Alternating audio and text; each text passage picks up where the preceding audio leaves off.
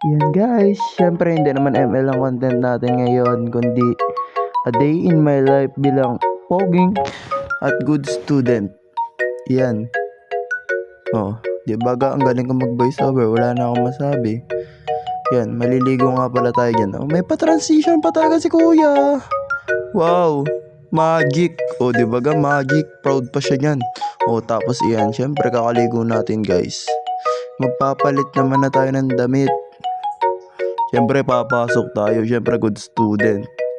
Yan. Yan, sige. Mag voice over ka pa.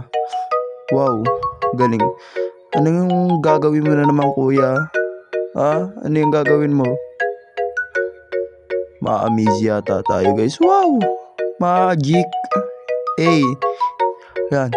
Yung polo shirt naman daw, yung polo shirt. Tingnan natin kung paano gagawin mo kuya. Wow, magic. Medyo na late pa ha. Galing mo mag-edit. Yan. Anong gagawin mo? Ay, mag-a-ID ka pala. Nagpakyut pa nga, tangina. Baka sabihan ka nila pakyo, hindi pakyut. Tingnan mo. Tangina guys, nag-ID pa talaga siya. Wow. Yes, galing. Oh, tingnan mo naman. Oh, masaya ka na niyan. Wow. Sheesh, galing. Oh, dahil okay na daw lahat, papasok na.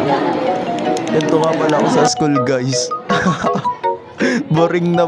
Sabi na utak ko, gusto ko na umuwi. Wow, kuwari masipag ano, akala nyo masipag, good student, pero deep inside matutulog lang yan. Okay, maya. May practice daw kami. Syempre, kailangan natin makipag-practice para kunwari, nakikibilong tayo. Syempre, kailangan natin yan para sa grade A. Happy sila, happy. Wow. Baka lumanglas yan. Si Lulay. Nagpapakit pa nga yan si Lulay eh. Tingnan nyo. Wow. Yan kami sa room. Wow. O, di ba ga? Marites yarn. Ooh. Cute. Bye.